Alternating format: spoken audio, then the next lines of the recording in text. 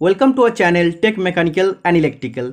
Vikram Sarabhai space centre VSSC का तरफ से जो रिक्रूटमेंट निकल के आया था आईटीआई टर्नर पोस्ट के लिए, इसका एग्ज़ाम कंप्लीटेड हो गया 14 जुलाई एग्ज़ाम कंप्लीटेड होने का बाद इसका आंसर की आज का डेट में 23 जुलाई इसका आंसर की रिलीज़ हो गया है। तो जो भी स्टूडेंट अभी तक आंसर की को डाउनलोड कर पाया है, ठीक है, उन लोगों को उसका मार्क्स का बारे में मालूम हो गया है। तो जो भी स्टूडेंट अभी तक उसका आंसर की को डाउनलोड नहीं कर पाया है वो सभी स्टूडेंट वीडियो को देख लेना, और वीडियो में कितना क्वेश्चन पे आप लोगों को ऑब्जेक्शन करना पड़ेगा इसका डिटेल्स डिस्कशन मैं करूँगा। ईच एंड एवरी क्वेश्चन का मैं सोल्यूशन दे दूँगा। लेकिन आज मैं ज़्यादा डिस्कशन नहीं करूँगा, मैं बता सकता हूँ जितना भी हम पढ़ाए थे इसरो एग्ज़ाम होने से पहले या जो भी मैं पढ़ाता हूँ उधर से 95% क्वेश्चन कॉमन आया है। एक दो क्वेश्चन सिर्फ मैंने पढ़ाया नहीं था तो थोड़ा वो हार्ड आया है। तो पेपर बहुत ही इजी आया था, इसका काट ऑफ थोड़ा सा ज़्यादा जाएगा, ठीक है, क्योंकि इसका सीट भी कम होता है और इसका पेपर भी बहुत ही ईजी था। तो आप लोग पेपर को पूरा देखना, कौन सा क्वेश्चन में आप लोग को ऑब्जेक्शन करना पड़ेगा। तो जो भी स्टूडेंट आज मेरे चैनल में नया हूँ सभी स्टूडेंट चैनल को जरूर सब्सक्राइब करके रखना, आने वाला हर टेक्निकल जॉब का आप लोग को सबसे पहले नोटिफिकेशन मिल जाएगा। तो आज थोड़ा सा फास्ट मैं डिस्कशन करूंगा क्योंकि इसका बाद मैशिनिस्ट, इसका बाद वेल्डर, बाकी पोस्ट का भी ऐसे मैं आंसर की डिस्कस करूंगा क्योंकि सभी स्टूडेंट का रिक्वेस्ट आ रहा है, ठीक है। फर्स्ट क्वेश्चन आप देख सकते हैं, what is the least count of metric micrometer. Metric micrometer का लिस्ट काउंट क्या होता है? तो आप लोग जानते हैं मेट्रिक माइक्रोमीटर का लिस्ट काउंट होता है 0.01 मिलीमीटर। अगर मेट्रिक वर्नियर माइक्रोमीटर बोलते तब हो जाता है 0.001 मिलीमीटर, ठीक है। तो इस क्वेश्चन का आंसर सही है। नेक्स्ट क्वेश्चन नंबर 2 आप देख सकते हैं, identify the feet that is not a transition feet. तो इनमें से कौन सा फीट ट्रांजिशन फीट का अंदर नहीं आता है? तो फीट जनरली 3 टाइप का होता है, क्लियरेंस, इंटरफेरेंस और ट्रांजिशन। तो ट्रांजिशन फीट में क्या होता है, कभी कभी इंटरफेरेंस दिखाता और कभी कभी क्लियरेंस फीट दिखाता है, इसीलिए इस फीट को ट्रांजिशन फीट बोलते हैं। तो जो श्रिंक फीट होता है इफ फीट आता है इंटरफेरेंस फीट का अंदर, श्रिंक फीट और एक्सपेंशन फीट आता है इंटरफेरेंस फीट का अंदर।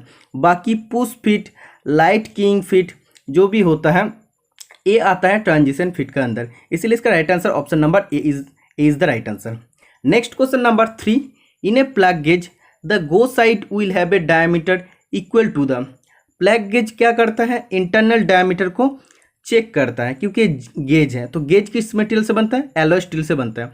तो प्लग गेज का जो गो एंड होता है और नो गो एंड होता है, गो एंड होल का कौन सा डायमेंशन को चेक करते हैं, minimum size of the component का मिनिमम साइज को चेक करते हैं। लेकिन नो गो एंड क्या करते हो, मैक्सिमम साइज को चेक करते हैं, इसलिए अंदर नहीं जाते, इसलिए नो गो एंड उसको बोलता है, ठीक है। तो इसका भी आंसर सही है। नेक्स्ट क्वेश्चन नंबर 4 आप देख सकते हैं, which of the following are sides of a right angle triangle. एक राइट एंगल ट्राइंगल है, तो इस राइट एंगल ट्राइंगल का कौन सा साइड हो सकता है? तो आप लोग जानते हैं जैसे पाइथागोरस थ्योरम होता है उसका हिसाब से क्या होता है, एक 6 होगा, एक 8 होगा, तो ये 10 होगा, क्योंकि आप लोग जानते हैं पाइथागोरस थ्योरम का अंदर होता है, मतलब उसका हिसाब से होता है परपेंडिकुलर स्क्वायर, जिसको आप लोग हाइट स्क्वायर बोल सकते हैं, plus base square equal to क्या होता है, हाइपोटेन्यूस स्क्वायर, ठीक है। मतलब लंबो स्क्वायर प्लस बेस स्क्वायर, लंबो स्क्वायर प्लस भूमि स्क्वायर इजिकल टू अतिभुज स्क्वायर होता है, ठीक है। तो इसका हिसाब से अगर आप लोग करके देखेंगे तो option number C is the right answer हो जाएगा। 6, 8, 10 इज द राइट आंसर हो जाएगा। Next question number 5, phenol formaldehyde is also called as. Phenol formaldehyde को क्या कहते हैं, इसको बेकलाइट कहते हैं। Option number D is the right answer हो जाएगा, ये भी आंसर सही है। नेक्स्ट क्वेश्चन नंबर 6 आप देख सकते हैं, the point angle of drills depend upon. Drill करते टाइम और चिजलिंग करते टाइम उसका पॉइंट एंगल किसका ऊपर डिपेंड करते हैं, मैं बहुत बार आप लोगों को क्लियर कर दिया था। जो मटेरियल को हम लोग ड्रिलिंग करने जा रहे हैं तो वो मटेरियल का हार्डनेस का ऊपर डिपेंड करता है। तो the material of the work, जिस मटेरियल में हम लोग कार्य करने जा रहे हैं उसका ऊपर डिपेंड करता है। नेक्स्ट क्वेश्चन नंबर 7 आप देख सकते हैं, ये आप लोग का वर्कशॉप साइंस एंड कैलकुलेशन से क्वेश्चन पूछा गया था। What is the volume of A hexagonal prism. Hexagonal एक प्रिज्म है, एक हेक्सागन जैसे होता है, तो हेक्सागोनल एक प्रिज्म है, तो ये प्रिज्म का बोला है वॉल्यूम निकालने के लिए बोला है। ऐसा एक प्रिज्म होता है तो इस प्रिज्म का वॉल्यूम निकालने के लिए बोला है। तो एक्चुअली आप लोग को जानना चाहिए इसका क्या क्या पॉइंट दिया है, इसका साइड लेंथ दिया है 8 सेंटीमीटर और हाइट दे दिया है 20 सेंटीमीटर। ठीक है, वेट मैं मार्कर को थोड़ा थिन कर लिया हूँ। ठीक है, इसका बाद आप लोग को जानना चाहिए जो प्रिज्म होता है, प्रिज्म का वॉल्यूम का फॉर्मूला होता है बेस एरिया इनटू हाइट होता है। ओके, तो बेस एरिया निकालने के लिए आप लोग को क्या करना पड़ेगा, ये तो हेक्सागोनल प्रिज्म बोला है, तो हेक्सागोन का एरिया का फॉर्मूला क्या होता है, हेक्सागोन का एरिया का फॉर्मूला होता है 6 इंटू √3/4 इंटू ए स्क्वायर। क्योंकि आप लोग जानते हैं एक हेक्सागन का अंदर कितना इक्विलेटरल ट्रायंगल होता है, सोचो एक हेक्सागन है तो इसका अंदर टोटल 6 इक्विलेटरल ट्रायंगल होता है। ऐसे अगर आप लोग करते हैं तो 6 टोटल समबाहु त्रिभुज होता है। तो समबाहु त्रिभुज का एरिया का फॉर्मूला होता है √3/4 इंटू ए स्क्वायर। तो इसको एक हेक्सागन के अंदर कितना इक्विलेटरल ट्रायंगल समबाहु त्रिभुज आ रहा है, 6 आ रहा है, इसलिए 6 हम लोग मल्टीपल कर दिए हैं। ऐसे नहीं तो आप लोग डायरेक्टली कर सकते, कोई प्रॉब्लम नहीं होगा। ठीक है, तो इसको काटने के बाद आप लोग को क्या हो जाएगा, आप देख सकते हैं 2 हो जाएगा और इधर आप देख सकते हैं 3 हो जाएगा। ठीक है, तो बेस एरिया तो ऐसे निकल जाएगा। ये जब भी बेस एरिया निकलेगा इसके बाद ये मतलब क्या, साइड ऑफ हेक्सागन, तो ऐसे आप लोग का हो जाएगा। एक्चुअली आप लोग देख लेना 6 इंटू √3/4 इंटू 8 इंटू 8 इंटू 20 आ जाएगा, क्योंकि बेस एरिया तो इधर तक आ गया है, ए स्क्वायर तक आ गया। इसका बाद हाइट अगर आप लोग मल्टीपल कर देंगे तब प्रिज्म का वॉल्यूम का फॉर्मूला हो जाएगा। काटने के बाद आप लोग का आंसर आ जाएगा 1920 और √3 आ जाएगा। तो 1920 √3 आ जाएगा। Option number C is the right answer हो जाएगा। तो इसका भी आंसर सही दिया है। नेक्स्ट क्वेश्चन आप देख सकते हैं, for a cutting speed of 120 metre per minute if the job diameter are 25 millimeter, 50 millimeter and 75 millimeter, the RPM of the spindle will be। तो कटिंग स्पीड दे दिया है। ओके, ड्रिल का कटिंग स्पीड का formula क्या होता है, πd/1000। तो आप लोग का डायमीटर जस्ट चेंज कर करके लिखना पड़ेगा। ठीक है, तो कटिंग स्पीड का जगह 120 आपको लिख देना पड़ेगा और डायमीटर पहले 25 देके आपको लिख करना पड़ेगा। तो आप लोग जानते हैं नॉर्मली अगर आप लोग को थोड़ा सा दिमाग लगाएंगे तो ये 4 ऑप्शन आप लोग को देखना नहीं पड़ेगा। जनरली आप लोग जानते हैं जब भी डायमीटर छोटा होता है, जब भी डायमीटर छोटा होगा तब क्या हो जाएगा, उसका जो आरपीएम होगा, आरपीएम ज़्यादा होगा। ओके, क्योंकि आप लोग इस इक्वेशन से कर सकते हैं, जब भी डायमीटर छोटा होगा उसका आरपीएम ज़्यादा होगा, जब भी उसका डायमीटर बड़ा होगा आरपीएम उसका कम होगा। तो आप देख सकते हैं लास्ट में जो है तो उसका डायमीटर बड़ा है, मतलब लास्ट में जिसका आरपीएम होगा उसका आरपीएम कम होगा।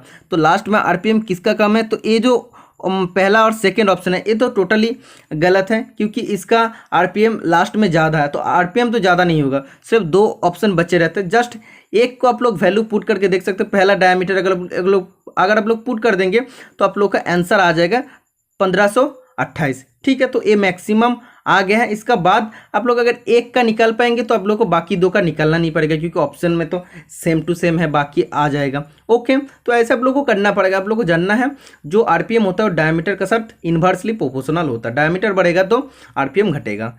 Next question number 9, grade the following in terms of increasing hardness of cutting tool.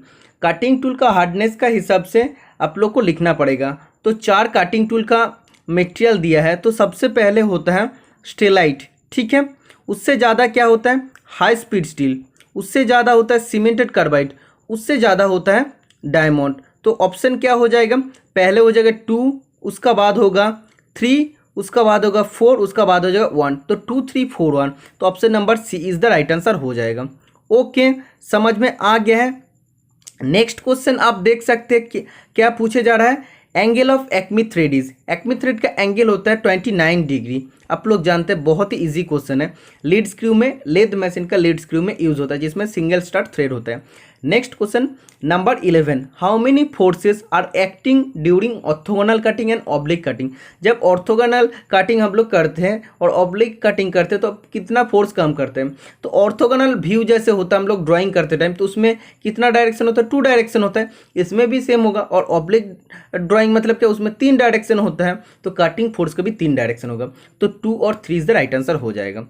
Next question number 12, ए बोतल weighing 100 gram is filled with 80 cubic centimeter of petrol of density 0.75 ग्राम पर centimetre cube, the total weight of the bottle. तो ये question बहुत ही easy है, लेकिन आप लोग को थोड़ा सा दिमाग लगाना पड़ेगा। एक बोतल बोला है, इसका अंदर क्या है, बोतल का वेट बोल दिया है कि 100 ग्राम है, ठीक है। और इसका अंदर जो पेट्रोल है, पेट्रोल का आप टोटल जो आप देख सकते हैं डेंसिटी बोल दिया है और वॉल्यूम भी बोल दिया है, ठीक है। तो ये इसका अंदर है। तो इसका बाद क्वेश्चन में पूछा है जो पेट्रोल है और बोतल है, टोटल इन दोनों का वेट क्या है, यही पूछा है। तो बोतल का तो वेट 100 ग्राम बोला है, लेकिन पेट्रोल का आप देख सकते हो वॉल्यूम दे दिया है 80 क्यूबिक सेंटीमीटर, डेंसिटी बोल दिया है 0.75 ग्राम पर सेंटीमीटर क्यूब। तो इन दोनों का वेट कैसे निकालना पड़ेगा, एक का तो वेट है, तो पेट्रोल का कैसे वेट आएगा। पेट्रोल का वेट निकालने के लिए आप लोग जानते हैं डेंसिटी इजिकल टू क्या होता है, मास बटा वॉल्यूम होता है।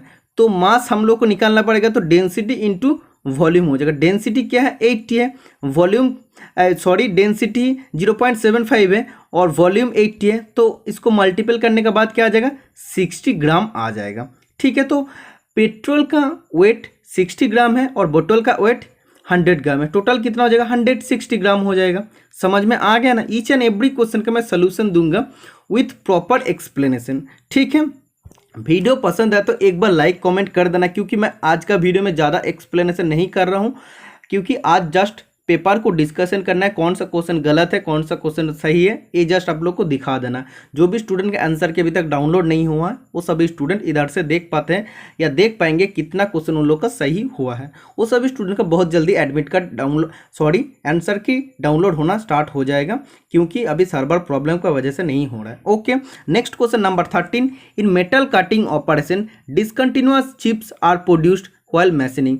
जब हम लोग मेटल कटिंग ऑपरेशन करते हैं तब डिसकंटिन्यूअस चिप्स कब आता है, जिसको सेगमेंटल चिप्स बोलते हैं। तो कब होता है, जब हम लोग ब्रिटल मटेरियल जैसे कास्ट आयरन हम लोग मैशिनिंग करते हैं तब डिसकंटिन्यू चिप्स, या आप लोग बोल सकते हैं सेगमेंटल चिप्स आता है, ठीक है। समझ में आ गया है। और अगर पॉजिटिव रेक एंगल का बात करता या ऐसे बोलते हैं कंटिन्यूअस चिप्स, तब सॉफ्ट एंड डक्टाइल मटेरियल में होता है कंटिन्यूअस चिप्स, ठीक है। नेक्स्ट क्वेश्चन आप देख सकते हैं, the type of preferred thread when pressure acts on one flank of the thread. कौन सा थ्रेड को हम लोग को प्रेफर करना चाहिए, जब प्रेशर एक ही फ्लैंक पर काम करते हैं तब बट्रेस थ्रेड का हम लोग को प्रेफर करना चाहिए, ठीक है। क्योंकि इसका एक एंगल होता है 90 डिग्री और एक ही फ्लैंक पर वो काम करता है, प्रेशर एक्ट करता है, तो वो होता है 45 डिग्री में एंगल रहता है, एक वर्टिकल रहता है और एक 45 डिग्री में रहता है। Okay, next question, 1 gram is equal to क्या होता है, आप लोग जानते हैं 1/1000 kg होता है। तो इसका राइट आंसर क्या हो जाएगा 0.001 kg हो जाएगा। Option number C is the right answer हो जाएगा। नेक्स्ट क्वेश्चन नंबर 16 आप देख सकते हैं, which part of the lathe is locked while the form tool method is used for taper turning. जब भी हम लोग टेपर टर्निंग करते फॉर्म टूल मेथड का द्वारा, तब हम लोग का कौन सा पार्ट को लॉक करना चाहिए।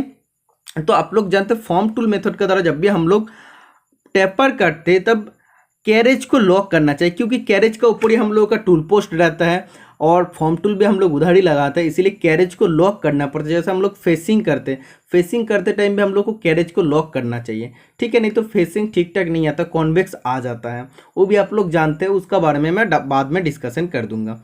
नेक्स्ट क्वेश्चन नंबर 17 आप देख सकते हैं, the percentage of carbon dangers from hyper eutectoid steel. Hyper eutectoid steel में कितना परसेंटेज कार्बन रहता है, आप सभी स्टूडेंट जानते हैं यूटेक्टोइड स्टील में कितना कार्बन परसेंटेज रहता है, वो भी आप लोग को जानना चाहिए।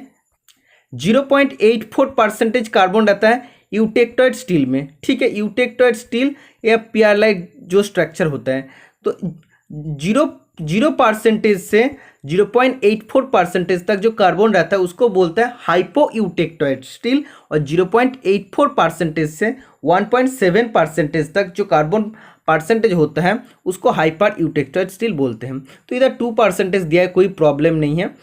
तो आप देख सकते हो option number A is the right answer हो जाएगा। तो 0.84% से 2% कार्बन परसेंटेज का रेंज होता है हाइपर यूटेक्टोइड स्टील में।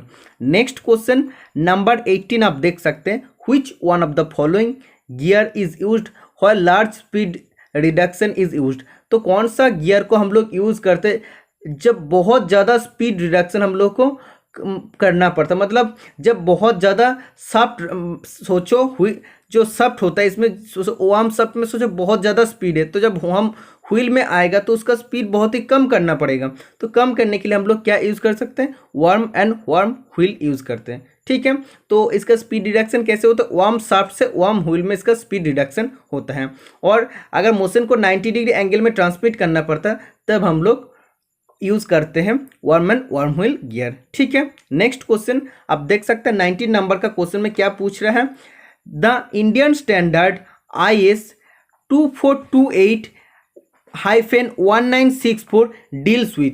तो ऐसे कोई भी कटिंग टूल में अगर डिनोट करते हैं, इसका मतलब क्या होता है, वो होता है क्लासिफिकेशन ऑफ कार्बाइड टिप्स। क्योंकि IS 2428 ये चेंज हो सकता है, लेकिन 19 सबसे पहले रहेगा। जैसे 1973 होता है कार्बाइड टूल के लिए, 1976 होता है, इधर 1964 दिया है। तो ये होता है classification of carbide tip. Carbide tip का अलग अलग जो क्लासिफिकेशन होता है, इसके लिए ये एक स्टैंडर्ड होता है, इंडियन स्टैंडर्ड होता है। ओके, नेक्स्ट क्वेश्चन आप देख सकते हैं 20 नंबर का, ये diameter 687 hole is to be reamed in a steel workpiece, what size of drill will be required.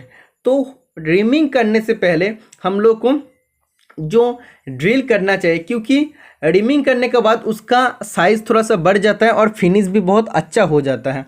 तो उससे पहले जो ड्रिल होता है, ड्रिल कितना करना चाहिए, जो रिम करने के बाद सोचो टोटल 6 mm हो जाएगा, तो उससे पहले जो ड्रिल करते हैं उससे थोड़ा कम करते हैं, जो मेन डायमीटर होता है उससे थोड़ा कम होता है। तो ड्रिल का साइज क्या हो जाएगा, मेजर डायमीटर या रिमार का जो साइज हो जाएगा, reamer size minus over size plus under size.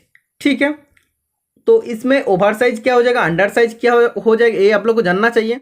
Over size always fix होता है, 0.05 मिलीमीटर होता है। तो एक्चुअली रिमार साइज हो जाएगा 6 और इधर ओवर साइज 0.05 हो जाएगा। अंडर साइज 6 का हिसाब से हो जाएगा 0.2 हो जाएगा। ठीक है, तो इसमें क्या हो जाएगा 6 माइनस 0.25, तो माइनस करेंगे तो क्या हो जाएगा 5.75। तो 5.75 को आप लोग कैसे लिख सकते हैं, 5.8 लिख सकते हैं, क्योंकि 5 अब या 5 से ज़्यादा जब भी होता है तब हम लोग उसको 5.8 लिख सकते हैं। तो ऑप्शन में आप देख सकते हैं option number B is the right answer हो जाएगा। होल बनाना चाहिए या जो ड्रिल करना चाहिए उसका साइज होना चाहिए 5.8 मिलीमीटर। ओके, नेक्स्ट आप देख सकते हैं बहुत ही इंपॉर्टेंट क्वेश्चन है। तो इस क्वेश्चन में आप लोग ऑब्जेक्शन कर सकते हैं। एक क्वेश्चन का आंसर टोटली गलत दिया है, बोला है द डेप्थ ऑफ काट for M24 into 3 millimetre internal thread. तो इसमें एम मतलब क्या है, मेट्रिक थ्रेड होता है। ठीक है, मेट्रिक थ्रेड में मेजर डायमीटर क्या है 24 बोला है, और 3 क्या हो जाएगा pitch of the thread. Okay, तो मेट्रिक थ्रेड का जब भी हम लोग को डेप्थ ऑफ काट होता है तो उसका फॉर्मूला था 0.6134 इंटू पिच। तो पिच तो 3 हो जाएगा, लेकिन 0.6134 हो जाएगा। तो option number B is the right answer हो जाएगा। लेकिन इधर जो आंसर दिया है टोटली गलत दिया है। ठीक है, तो मेट्रिक सिस्टम में जो डेप्थ ऑफ काट होता है तो वो होता है 0.6134 इंटू पिच। इसमें आप लोग ऑब्जेक्शन कर सकते हो। ऑब्जेक्शन कैसे करना पड़ेगा, आज का जो वीडियो मैंने पोस्ट किया हूँ उसमें आप लोग जाके देख सकते हैं। Next question number 22, the process of bevelling the end of a hole is called. कोई भी एक होल है तो होल का ये जो होल का फ्रंट पोर्शन को विवेल कर देते, चैम्फरिंग कर देते, इस प्रोसेस को क्या बोलते हैं, काउंटर सिंकिंग प्रोसेस हम लोग बोलते हैं।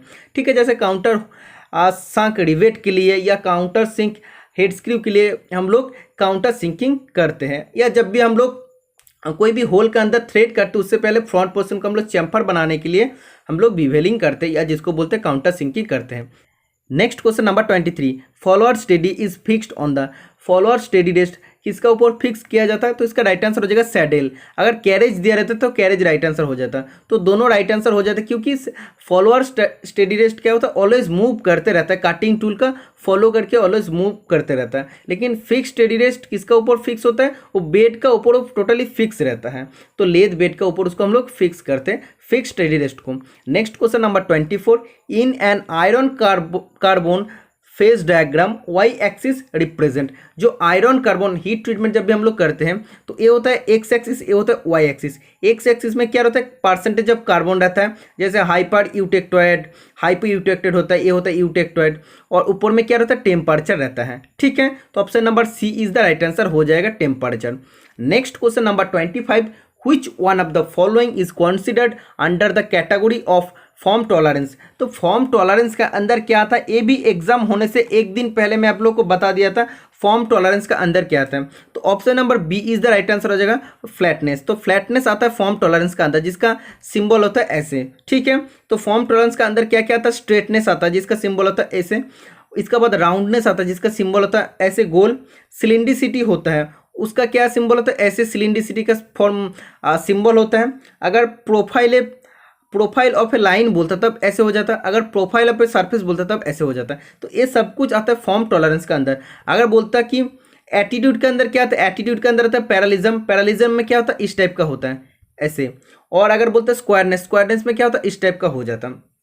अगर एंगुलरिटी बोलता तब हो जाता है इस टाइप का। तो ये आता है एटीट्यूड ग्रुप का अंदर। इसके बाद अगर लोकेशन का बोलता है तो लोकेशन में क्या होता है पोजीशन हो जाता है, पोजीशन जैसे हम लोग सेंटर पोर्शन करते हैं पोजीशन होता है। इसका बाद अगर कॉन्सेंट्रिसिटी बोलते तो कॉन्सेंट्रिसिटी को हम लोग ऐसे इंडिकेट करते हैं।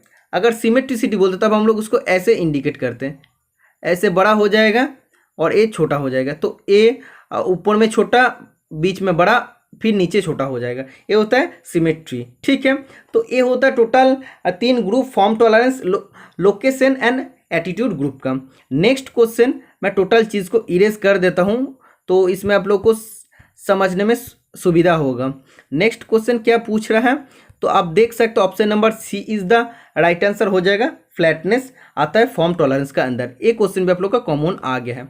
Next question number 26, A point two point control system in A CNC machine is suitable for dash operation. जो पॉइंट टू पॉइंट कॉन्टैक्ट होता है तो ये point two point contact CNC machine में किस में होता है तो ये होता है ड्रिलिंग मशीन में। आप लोग जानते हैं पॉइंट टू पॉइंट ड्रिलिंग में ही होता है, ये भी आप लोग जानते हैं, नॉर्मल क्वेश्चन में आप लोग को बहुत बार डिस्कस कर दिया हूँ।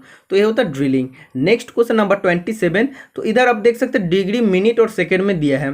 तो इधर से अगर 9 मिनट 8 सेकेंड को माइनस कर देते तब कितना रहता है। तो आप देख सकते हैं जो पहले जो है इसको टोटली मिनट और सेकेंड में कन्वर्ट करना पड़ेगा। तो 1 डिग्री मतलब क्या 60 मिनट हो जाएगा और उसका साथ 7 मिनट 12 सेकेंड ऐड करेंगे तो क्या हो जाएगा 67 मिनट, 67 मिनट और 12 सेकेंड हो जाएगा। इधर सबको क्या माइनस करने के लिए बोला है 9 मिनट 8 सेकेंड को माइनस करना पड़ेगा, तब क्या हो जाएगा आप देख सकते हैं टोटल 4 सेकेंड रहेगा और इधर रहेगा टोटल आप लोगों का हो जाएगा 58, ठीक है। तो 58 मिनट 4 सेकेंड इधर राइट आंसर हो जाएगा। तो option number D is the right answer हो जाएगा, ठीक है। जस्ट आपको मिनट में कन्वर्ट कर लेना पड़ेगा। नेक्स्ट क्वेश्चन आप देख सकते हैं the lead screw of A screw thread can be calculated by the formula. कोई भी एक स्क्रू थ्रेड का जो लीड होता है मतलब वो एक रोटेशन में कितना अंदर जा रहा है, कितना एडवांस हो रहा है, मेटल का अंदर कितना जा रहा है, उसको बोलता है लीड स्क्रू का या स्क्रू थ्रेड का लीड, ठीक है। स्क्रू थ्रेड का उसको लीड बोलते हैं। तो लीड इज इक्वल टू होता है pitch into number of start, ठीक है। तो option number C is the right answer हो जाएगा। नेक्स्ट क्वेश्चन नंबर 29 आप देख सकते हैं an athlete runs 300 metres in 54 second, what is his speed. बोला कोई भी एक आदमी सोचो दौड़ रहा है तो 54 सेकेंड 54 सेकेंड में 300 मीटर दौड़ सकते हो तो उसका स्पीड कितना हो जाएगा। तो घंटा में उसका स्पीड कितना हो जाएगा किलोमीटर पर आवर में आपको निकालना पड़ेगा। तो 54 सेकेंड में अगर 300 मीटर जा सकता है तो 1 सेकेंड में कितना जाएगा तो मीटर पर सेकेंड में क्या हो जाएगा बटा 54। तो आप लोग जानते हैं मीटर पर सेकेंड में जब भी रहता है उसको अगर किलोमीटर पर आवर में कन्वर्ट करना है तो 18/5 से मल्टीपल करना पड़ता। तो इसके बाद आप काटेंगे तो क्या आ जाएगा 100 आ जाएगा, इसके बाद काटने के बाद 20 आ जाएगा, 20 kilometre per hour right answer आ जाएगा। जब भी आप लोग मीटर पर सेकेंड को किलोमीटर पर आवर में कन्वर्ट करेंगे तब 18/5 से आपको मल्टीपल करना पड़ेगा और जब भी किलोमीटर पर आवर को मीटर पर सेकेंड में कन्वर्ट करेंगे तब उसका उल्टा हो जाएगा 5/18 से आपको मल्टीपल करना पड़ेगा। नेक्स्ट क्वेश्चन आप देख सकते हैं 30 नंबर का क्वेश्चन, बहुत ही ईजी क्वेश्चन। क्या पूछे जा रहा है बोला है इसको आप लोग को जस्ट करना पड़ेगा। तो टोटल ऊपर में आ जाएगा 27/4 डिवाइड बाय ब्रैकेट में क्या आ जाएगा हाफ, ऑफ का मतलब क्या आप लोग मल्टीपल साइन दे सकते हैं। इसके बाद 4/3 आ जाएगा, ब्रैकेट क्लोज हो जाएगा। इसके बाद मल्टीपल 9/2 आ जाएगा, ओके। इसका बाद अगर आप लोग ब्रैकेट में काटेंगे तो क्या आ जाएगा 2 हो जाएगा। इसके बाद जब 27/4 नेक्स्ट लाइन में लिखेंगे तो ब्रैकेट से जब निकलेंगे तो क्या हो जाएगा, डिवाइड बाई 2/3 इंटू 9/2 हो जाएगा। तो आप लोग जानते हैं बॉडमास का हिसाब से सबसे पहले डिवाइड का काम होता है, तो डिवाइड का काम करना पड़ेगा इन दोनों का बीच में। तो क्या करना पड़ेगा, 27/4 इंटू 3/2 इंटू 9/2। तो इसको जब लोग काटेंगे तो काटने के बाद इसका राइट आंसर आ जाएगा 45 9/16 आ जाएगा। तो option number A is the right answer आ जाएगा। तो कैसे करना पड़ेगा वो मैं आप लोग को बता दिया हूं, तो डायरेक्टली आप लोग कैलकुलेशन कर सकते हैं। Next question number 31, which of the following maintenance schedule is suitable for high precision machine tool. निम्नलिखित में से कौन सी अनुपालन सूची उच्च परिशुद्धता मशीन औजार के लिए उपयुक्त है। तो इसका राइट आंसर क्या हो जाएगा, हाई प्रिसिशन मशीन टूल के लिए कौन सा मेंटेनेंस हम लोग को करना चाहिए, प्रिवेंटिव मेंटेनेंस। पहले से हम लोग को मेंटेनेंस करना चाहिए मशीन में, क्योंकि हाई प्रिसिशन है, अगर कभी भी ब्रेकडाउन हो जाएगा तो कंपनी में जो प्रोडक्शन होता है उसमें प्रॉब्लम आ सकता है। ओके, नेक्स्ट क्वेश्चन आप देख सकते हैं number 32, a soft fine grained grinding wheel is use to grind. जो soft fine grain grinding wheel होता है वो किसके लिए ग्राइंडिंग करते हैं, हार्ड और बीटल मटेरियल को ग्राइंडिंग करने के लिए यूज होता है। Option number A is the right answer हो जाएगा। Okay, next question number 33, which is the second major alloying element in Monel metal. Monel metal में सेकेंड जो मेजर एलिमेंट रहता है वो क्या रहता है, कॉपर रहता है। एक्चुअली निकेल प्लस कॉपर से मोनेल मेटल बनता है, आप लोग का साथ मैं बहुत बार डिस्कस कर दूँ। निकेल जो रहता है 66% का रहता है और ये 33% का आसपास रहता है, ठीक है। तो कॉपर होता है second major alloying element. Next question number 34, which of the following material properties enables a metal to be made into thin sheet. तो मटेरियल का कौन सा एक प्रॉपर्टी होता है जिसमें कोई भी एक मटेरियल को हम लोग पतला पतला शीट, पतला पतला चादर में बना सकते हैं। तो इसका राइट आंसर क्या हो जाएगा, मेलेबिलिटी जो प्रॉपर्टी होता है उसमें हम लोग कोई भी मेटल को हैमरिंग रोलिंग करके थिन शीट पतला पतला चादर में बना सकते हैं, ठीक है। Next question number 35, for mass production of threads on bolts process followed is. जब भी हम लोग मास प्रोडक्शन करते हैं, मतलब कोई भी एक यूनिट चीज़ को अगर ज़्यादा संख्या में बना तो उसको मास प्रोडक्शन बोलता है। तो कंपनी में मास प्रोडक्शन हम लोग करते हैं, उसमें अगर थ्रेड को बनाना पड़ता है कोई भी बोल्ट या नाट का अंदर, तो उसमें हम लोग कौन सा प्रोसेस फॉलो करते हैं, तो हम लोग उसमें थ्रेड रोलिंग प्रोसेस फॉलो करते हैं। तो थ्रेड रोलिंग होता है एक फॉर्मिंग प्रोसेस, इसमें कोई भी चिप्स या कोई भी काटने का ज़रूरत नहीं पड़ता। तो रोलर रहता है, रोलर का आकार फ्लैट या डिस्क टाइप का रोलर होता है, तो उसमें थ्रेड को फॉर्म करता है। तो थ्रेड रोलिंग करने से पहले जो diameter, blank diameter always equal to the pitch diameter होना चाहिए। समझ में आ गया। एक कल मैं सेल का पेपर में मैं डिस्कस कर दे हूँ, बहुत ही इंपॉर्टेंट क्वेश्चन है। तो जो भी स्टूडेंट रेगुलर वीडियो देखते रहेगा मेरा चैनल का, तो वो सभी स्टूडेंट के लिए ये सब क्वेश्चन में कोई भी प्रॉब्लम नहीं होगा। Next question number 36, effective diameter of A thread can be measured using. कोई भी एक थ्रेड का इफेक्टिव डायमीटर या पिच डायमीटर को मेजर करने के लिए हम लोग को कौन सा प्रोसेस फॉलो करना चाहिए, screw thread micrometer, 3 wire method, selection of best wire method. तो तीनों मेथड हम लोग फॉलो कर सकते हैं, इसलिए इसका राइट आंसर हो जाएगा option number A, option number D, all of the above, ठीक है। Next question number 37, loading defect का क्वेश्चन दिया है, बोला है small particle material being ground become embedded in the space between the grains of the grinding wheel is called.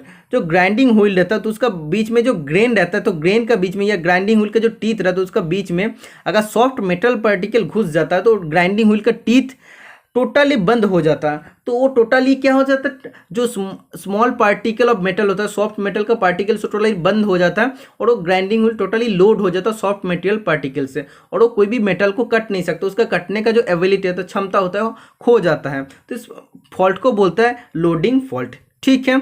Next question number 38 आप देख सकते हैं, 1 मीटर इज इक्वल टू क्या होता है, 1 मीटर इज इक्वल टू होता है 10⁻6 माइक्रोन होता है, ठीक है। अगर मिलीमीटर पूछता तब क्या हो जाता है 10⁻3 या 1000 मिलीमीटर होता है। ओके, नेक्स्ट क्वेश्चन 39 नंबर का, Young's modulus of aluminium alloy. Aluminium alloy का यंग्स मॉड्यूल क्या होता है, एक्चुअली यंग्स मॉड्यूल क्या होता है, the ratio between stress to strain within elastic limit. Elastic limit तक उसका बीच में जो स्ट्रेस बटा स्ट्रेन होता है उसको बोलता है Young's module.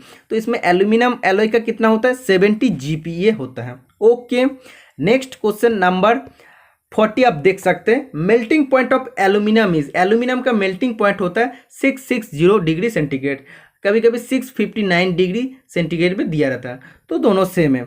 Next question number 41, least count of a vernier bevel protractor is, vernier bevel protractor का लिस्ट काउंट क्या होता है 5 मिनट होता है, और नॉर्मल बीवेल प्रोटेक्टर का होता है 1 डिग्री, तो इसलिए बहुत ज़्यादा प्रिसिशन होता है vernier bevel protractor. Next question number 42, the best conductor of heat and electricity, heat and electricity, तो इधर जस्ट हीट बोला है, हीट एंड इलेक्ट्रिसिटी का बेस्ट कंडक्टर होता है सिल्वर, लेकिन हम लोग जनरली जो सड़क पर तार को हम लोग सिल्वर से नहीं बनाते क्योंकि उसमें चोरी हो सकता है, ज़्यादा महंगा होता है, इसीलिए हम लोग सिल्वर का नहीं बनाते हैं। ओके, कॉपर आयर हम लोग यूज़ करते हैं। Next question number 43, the carbon content in mild steel is, mild steel में कितना परसेंटेज कार्बन रहता है? Option number B is the right answer हो जाएगा, 0.05% से 0.25% माइल्ड स्टील में कार्बन रहता है। Okay, next question number 44, triple T curves refer to, triple T को क्या बोलते हैं? टेम्परेचर टाइम ट्रांसफॉर्मेशन कर्व बोलते हैं, जिसको आप लोग आइसोथर्मल ट्रांसफॉर्मेशन डायग्राम भी बोल सकते हैं, जिसको आप लोग आइसोथर्मल ट्रांसफॉर्मेशन डायग्राम भी आप लोग बोल सकते हैं। तो ट्रिपल टी का मीनिंग क्या होता है? Temperature time and transformation curve. Option number B is the right answer हो जाएगा। Next question number 45, the tapers and drill are held on the machine by means of, जो भी ड्रिल मशीन होता है उसमें टेपर्स एंड ड्रिल को hold करने के लिए हम लोग क्या करते हैं? स्लीप का इस्तेमाल करते हैं। ठीक है, जब भी मशीन स्पिंडल का आकार से अगर ड्रिल का साइज छोटा हो जाता तब हम लोग क्या यूज़ करते हैं? ड्रिल का साइज जब छोटा होता है तब स्लीप का इस्तेमाल करते हैं, और ड्रिल का साइज जब बड़ा होता है तब सॉकेट का इस्तेमाल करते हैं।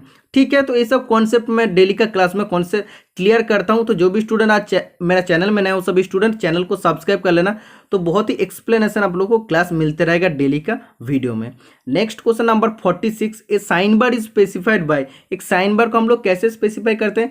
दो जो रोलर रहता है साइन बार का, तो उसका सेंटर टू सेंटर जो डिस्टेंस होता है, तो distance between the roller centre, इससे हम लोग साइन बार का लेंथ को स्पेसिफाई करते हैं। Next question number 47, the life of a lathe tool is 400 minutes when operating at a cutting speed of 40 metre per minute, given the v dot T to the power n is equal to c, तो इसको बोलते हैं Taylor's formula, Taylor formula इसको बोलते हैं। ठीक है, find the highest cutting speed that will give a tool life of 900 minutes, the value of n is equal to 0.5 millimetre. तो ये जो क्वेश्चन है एक्चुअली टर्नर ट्रेड का क्वेश्चन है, कटिंग टूल लाइफ कैलकुलेट करने का ये फॉर्मूला है, तो इसको फाइंड आउट करने का फॉर्मूला हमको उतना मालूम नहीं है, फिर भी मैं आप लोग को बता देता हूँ आप लोग को कैसे करना पड़ेगा। v dot T to the power n is equal to c, तो v होता है कटिंग स्पीड, इधर कटिंग स्पीड क्या बोल दिया है 40 हो जाएगा। इसके बाद t मतलब क्या है? t मतलब होता है the life of a lathe tool, तो life of a lathe tool क्या है 400 मिनट्स हो जाएगा, और n का वैल्यू दे दिया है 0.5 इजिकल टू c, तो c का वैल्यू निकालना पड़ेगा। इसके बाद लॉग वगैरह करना पड़ता, तो एक कैसे फाइंड आउट करना पड़ेगा, तो हमको भी उतना अच्छा से मालूम नहीं है। तो आने वाला दिन में कोई एक क्लास में मैं आप लोग के साथ इस टॉपिक को लेकर डिस्कस कर दूंगा, तो इतना तक आप लोग जरूर याद रखना, इतना तक सेम है। इसका बाद जो प्रोसेस है वो मैं आप लोग का आने वाला दिन में कोई भी एक वीडियो में बहुत जल्दी डिस्कस कर दूंगा। ठीक है, तो इसका हिसाब से इसका right answer 26.67 metre per minute हो जाएगा। Okay, next question number 48, a car covered as distance of 270 kilometre in 6 hour, कोई भी एक कार 270 किलोमीटर डिस्टेंस 6 घंटा में कवर किए हैं। If the car travels with a uniform speed, how much more time required to travel a total distance of 450 kilometre. बोला है total 450 kilometre, 450 kilometre एक डिस्टेंस है, इनमें से 270 किलोमीटर जस्ट कितना आवर में कंप्लीट किया? 6 आवर में कंप्लीट किए हैं। तो इसका स्पीड कितना था? तो इसका स्पीड 40 किलोमीटर पर आवर था। ठीक है, तो बोला है यही सेम स्पीड में अगर जाएगा तो बाकी डिस्टेंस कितना रहेगा? तो बाकी डिस्टेंस हो जाएगा 450 माइनस 270, 180 आ जाएगा। तो बाकी डिस्टेंस को सेम स्पीड में अगर जाएगा तो उसको कवर करने में कितना टाइम लगेगा? 4 घंटा टाइम लगेगा, क्योंकि 180/45 स्पीड अगर हो जाएगा तो 4 घंटा लगेगा।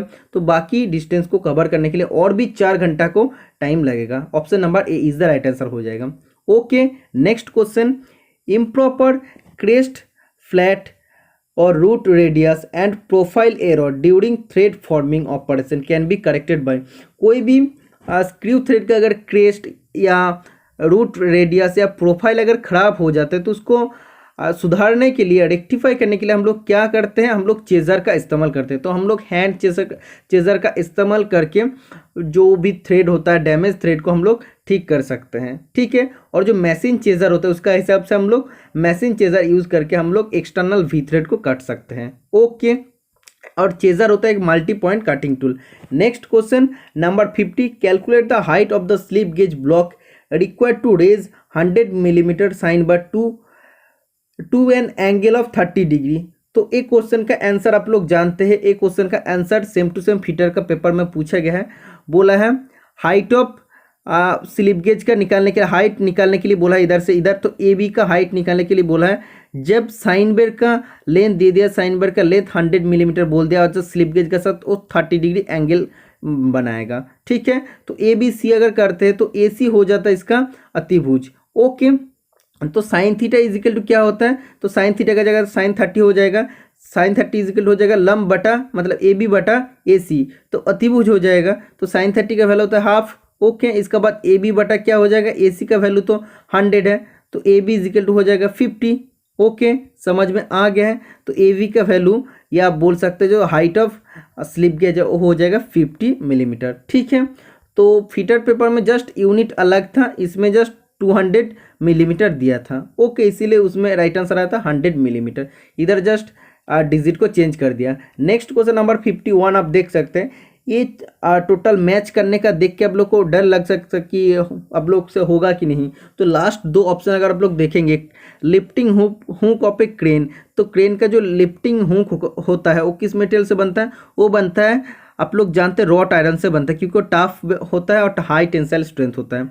और इसके बाद bed of high precision lathe machine का बेड किस मटेरियल से बनता है, ये बनता है कास्ट आयरन से, ग्रे कास्ट आयरन से बनता है।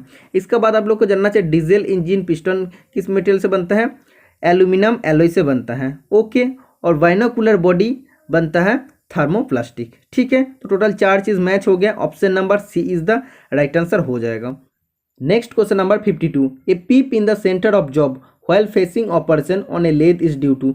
जब भी हम लोग लेथ में फेसिंग ऑपरेशन करते हैं, इसमें जो सेंटर पोर्शन होता है उसमें थोड़ा सा मेटल रह जाता, तो उसको बोलते हैं pip in the centre of a job. तो पीप क्यों होता है, जब भी हम लोग काटिंग टूल को उसका सेंटर हाइट में फिक्स नहीं करते तब वो पीप होता है। तो जब भी इसको हम लोग सेंटर हाइट में फिक्स कर देंगे तो जो एक्स्ट्रा मेटल रहता है सेंटर पोर्शन में वो भी हट जाता है। तो ये एक्चुअली होता है tool not being set on the centre height, correct centre height में अगर फिक्स नहीं करते तो पीप होता है। Next question number 53, the difference between the basic size and the actual size. Basic size और एक्चुअल साइज के डिफरेंस को बोलते हैं डिविएशन, क्योंकि आप लोग जानते हैं बेसिक साइज सोचो 20 ऐसे दिया है और प्लस 0.2 और माइनस 0.3। तो जब भी हम लोग एक्चुअल साइज बनाते हैं, मतलब ड्राइंग जॉब को बनाने का बाद जो साइज होता है वो एक्चुअल साइज होता है। तो सोचो जॉब का साइज हुआ है 20.01 हम लोग बना दिए हैं। तो अगर हम लोग बेसिक साइज से एक्चुअल साइज को माइनस करते तो बेसिक होता है 20, तो इसको अगर माइनस करते तो क्या बाकी होता है, बाकी तो डिविएशन ही रहता है ना। तो समझ में आ गया। नेक्स्ट क्वेश्चन नंबर 54 आप देख सकते हैं, the following is not a part of combination set. Combination set का कौन सा पार्ट नहीं होता, तो डिवाइडर कॉम्बिनेशन सेट का पार्ट नहीं होता, बाकी सब पार्ट होता है।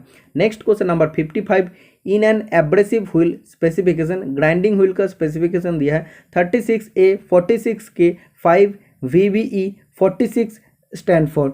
तो इधर जो दिया है 46 मतलब होता है ग्रेन साइज जो आता है मीडियम के अंदर, ये होता है कोर्स, मीडियम, फाइन और सुपर फाइन, ओके।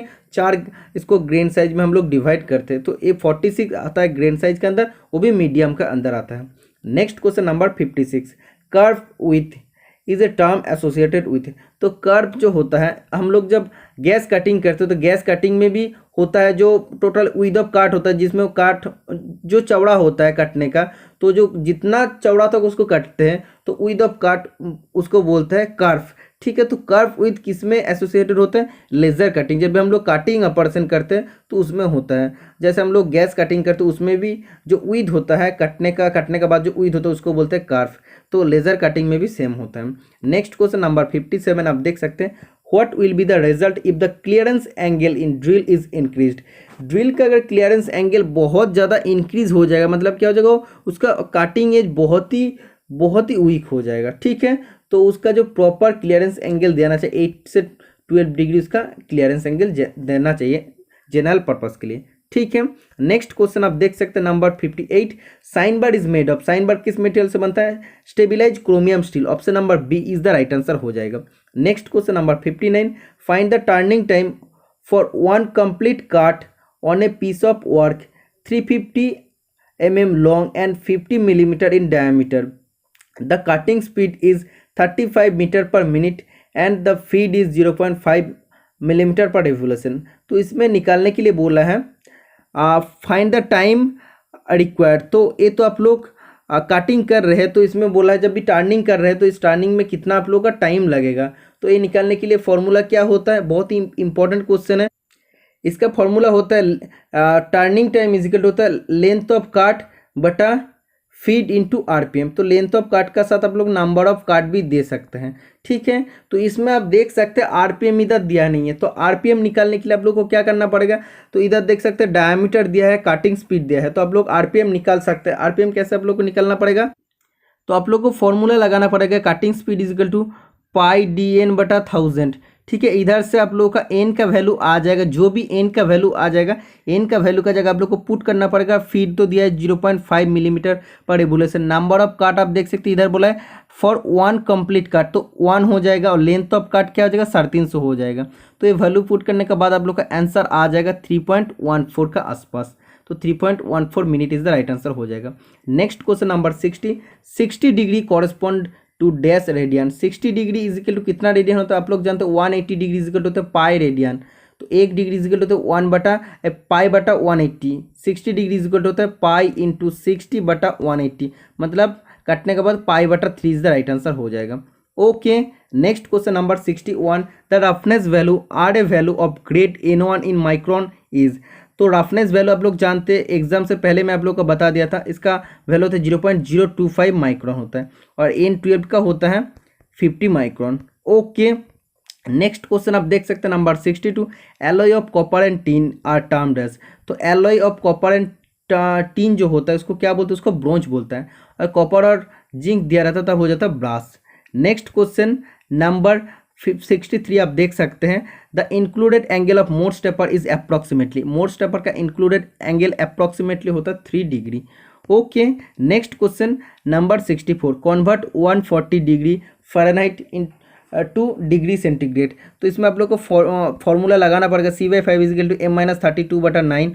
तो इसमें आपको C/5 और F का जगह आपको लिखना पड़ेगा 140 - 32 बटा 9। तो क्या आ जाएगा 108 आ जाएगा बटा 9। तो काटने के बाद 12 आ जाएगा और 5 इधर जाएगा तो 60। तो C is equal to 60 is the right answer हो जाएगा।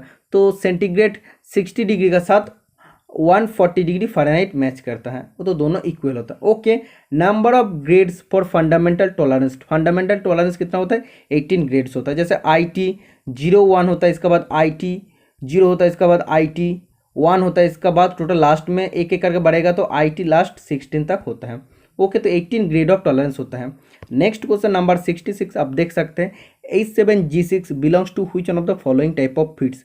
तो ये जो क्वेश्चन है थोड़ा सा घुमा के दिया है, ये तो आता है क्लियरेंस फिट के अंदर, मैं आप लोगों के साथ डिस्कस कर दिया था।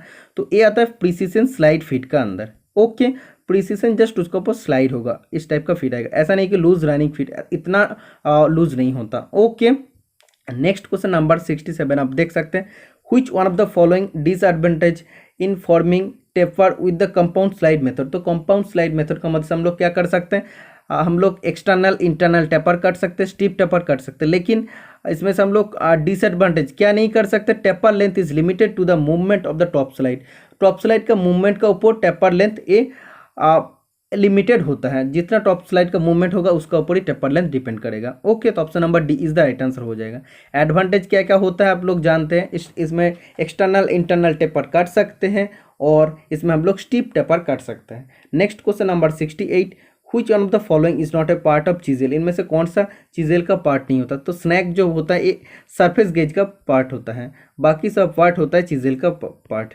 चीजेल और हैमरिंग से हम लोग चिपिंग ऑपरेशन करते हैं। नेक्स्ट क्वेश्चन 9 नंबर का, इस टाइप का क्वेश्चन मैं आप लोग का साथ बहुत बार क्लास में डिस्कस कर दिया हूँ।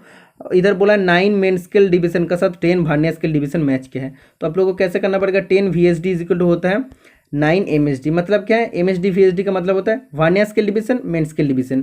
तो 10 वर्नियर स्केल डिवीजन के साथ 9 मेन स्केल डिवीजन मैच किया तो 1 VSD इक्वल टू क्या हो जाएगा 9 MSD बटा 10 हो जाएगा। तो 9 MSD का मतलब क्या हो जाएगा, एक MSD का वैल्यू होता है 1 mm, तो 9 MSD मतलब होता है 9 बटा 10 mm, क्योंकि 9 MSD है तो 9 बटा 10 mm हो जाएगा। तो लिस्ट काउंट निकालने का फॉर्मूला क्या होता है 1 MSD माइनस 1 VSD। तो 1 MSD मतलब 1 mm और 1 VSD मतलब 9 बटा 10 mm। तो ऐसे अगर आप लोग करेंगे तो 10 बटा 9 बटा 10 आ जाएगा, तो 1 बटा 10 आ जाएगा, टोटल 0.1 आ जाएगा। तो 0.1 इसका लिस्ट काउंट हो जाएगा। ओके, तो option number D is the right answer हो जाएगा।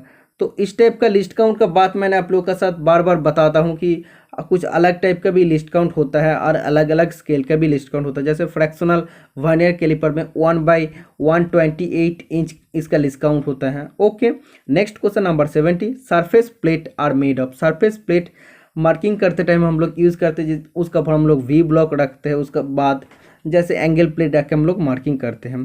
किस मेटेरियल से बनता है, ग्रेनाइट से बनता है, fine grain cast iron, glass, तीनों से बनता है, इसलिए all of the above is the right answer हो जाएगा।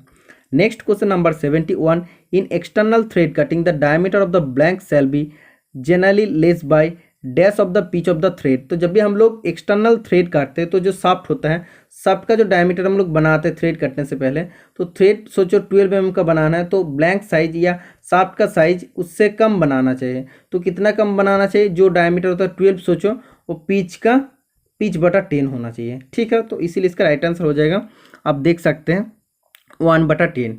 ओके, तो 1/10 इज द राइट आंसर हो जाएगा। नेक्स्ट क्वेश्चन आप देख सकते हैं क्या पूछे जा रहा है, the process which removes sufficient metal from the surface around of a drilled hole to form true seat for the bolt और वॉशर और नट इज। बोला है कोई भी एक ऑपरेशन होता है जिसमें बोल्ट या वॉशर या नट का स्थान देने के लिए हम लोग सफिशिएंट मेटल को काटते हैं। तो उस मेटल को, उस प्रोसेस को क्या बोलते हैं, उस प्रोसेस को बोलते हैं स्पॉट फेसिंग। स्पॉट फेसिंग हम लोग लेद मशीन में भी कर सकते हैं, मिलिंग कटर में भी हम लोग कर सकते हैं, और फ्लाई कटर का थ्रू जो मिलिंग मशीन में यूज़ होता है उसमें हम लोग स्पॉट फेसिंग कर सकते हैं, और लेद मशीन में भी हम लोग कर सकते हैं। Okay, next question number 73, the purpose of tumbler gear in lathe is to. Tumbler gear unit का लेद मशीन में क्या काम होता है, मैं आप लोग को बहुत बार बता दिया था, लेड स्क्रू और फीड शाफ्ट का डायरेक्शन को चेंज करता है। ठीक है, तो अब देखो काट गियर ये तो नहीं करता, रिड्यूस स्पिंडल स्पीड को कम करता है, बैक गियर यूनिट ये तो नहीं होता है, रिवर्स द स्पिंडल डायरेक्शन को रिवर्स नहीं करता है। एक्चुअली इसका राइट आंसर हो जाएगा give designed direction to movement to the carriage. तो कैरेज का साथ ही तो रहता है, जैसे लीड स्क्रू फीड शाफ्ट रहता है, क्योंकि कैरेज का दो पार्ट होता है, एप्रोन होता है और सैडल होता है। तो एप्रोन में तो रहता है ना लीड स्क्रू और फीड शाफ्ट, तो फीड शाफ्ट और लीड स्क्रू का डायरेक्शन को चेंज करने के लिए हम लोग टम्बलर गियर यूनिट का इस्तेमाल करते हैं। इसलिए बोला give design direction of movement to the carriage. तो कैरेज का जो डिज़ाइन डायरेक्शन देता है, जिस डायरेक्शन में जाना पड़ेगा, कभी उसका डायरेक्शन चेंज करना पड़ता है, तो इसीलिए हम लोग टम्बलर गियर यूनिट यूज़ करते हैं। तो कैरेज के अंदर ही ये दोनों रहता है, लीड स्क्रू और फीड शाफ्ट, इसलिए option number D is the right answer हो जाएगा। Next question number 74, in an interchangeable assembly shaft of size basic size 25, lower division -0.04 millimetre, upper division -0.01 millimetre, mate with the hole of size basic size 25, upper division +0.020 millimetre और lower division 0 millimetre, the maximum possible clearance in the assembly will be. तो maximum clearance निकालने का formula आप लोग जानते हैं, क्या होता है, maximum size of hole minus minimum size of shaft.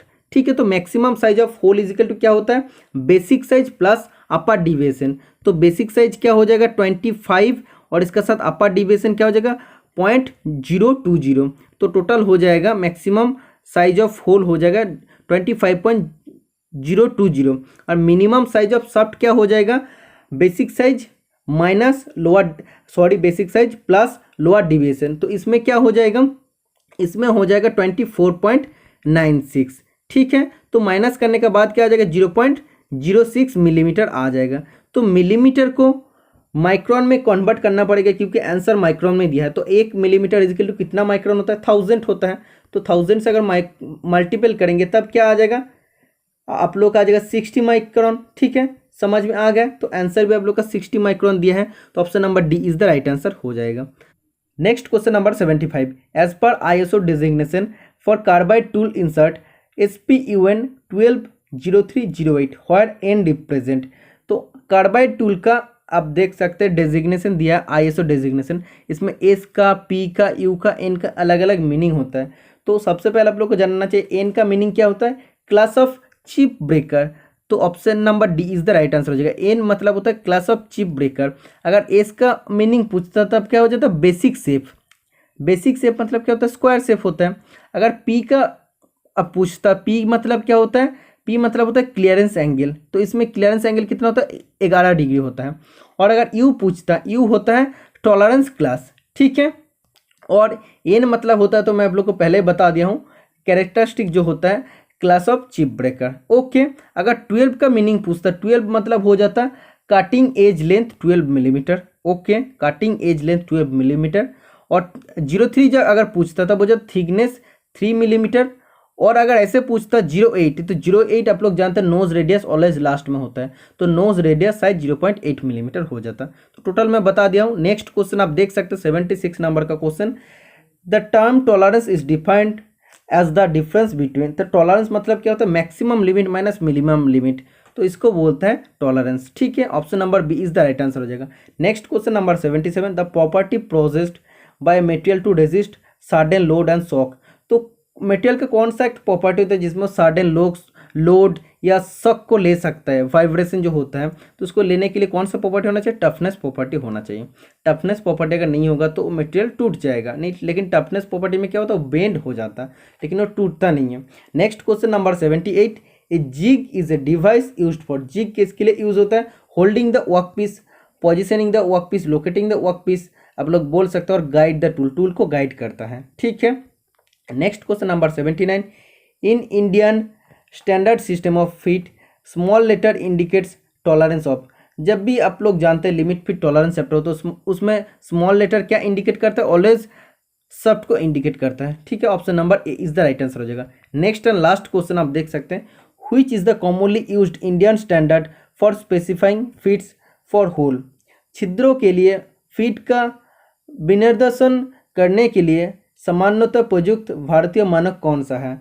तो जब भी बोलेगा इंडियन स्टैंडर्ड का हिसाब से होल को स्पेसिफाई करने के लिए कौन सा जनरली IS नंबर हम लोग यूज़ करते हैं, तो option number B is the right answer हो जाएगा, IS 2709। जब भी होल का बात करेगा तब IS 2709 हम लोग IS नंबर यूज़ करते हैं। समझ में आ गया। तो ये था टोटल 20 क्वेश्चन। टर्नर का पेपर में जस्ट एक ही क्वेश्चन में आप लोग ऑब्जेक्शन कर सकते हैं, उसमें आप लोग ऑब्जेक्शन कर देना। तो ये था टोटल पेपर का डिस्कशन। आज मैं थोड़ा जल्दी डिस्कस कर दिया हूँ। बाकी जब भी आप लोग मैं क्लास प्रोवाइड करूंगा बाद में, तब मैं आप लोग का एक एक क्वेश्चन को और भी अच्छा से डिटेल्स में क्लियर करूंगा। तो वीडियो पसंद है और हेल्पफुल हो तो चैनल को जरूर सब्सक्राइब करके रखना, और ऐसे ही चैनल में जो भी वीडियो आएगा आप लोग देखते रहना। आज के लिए इतना ही, मिलते हैं नेक्स्ट वीडियो में। Tata, bye bye.